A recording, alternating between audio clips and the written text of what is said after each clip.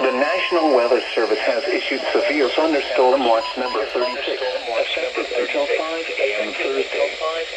This watch includes the following counties in Illinois: Alexander, Hardin, Jackson, Johnson, Mazda, Pope, Pulaski, Saline, Union and Williamson, and Ballard, Kentucky.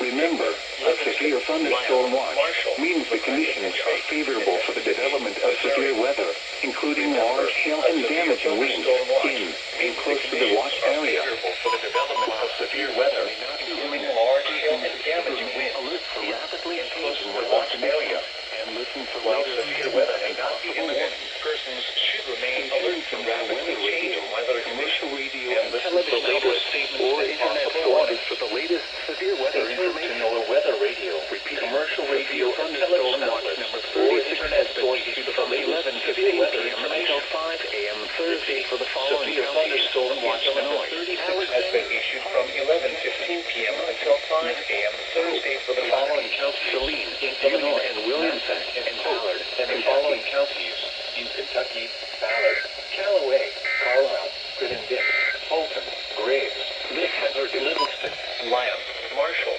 McCracken, and Trigg.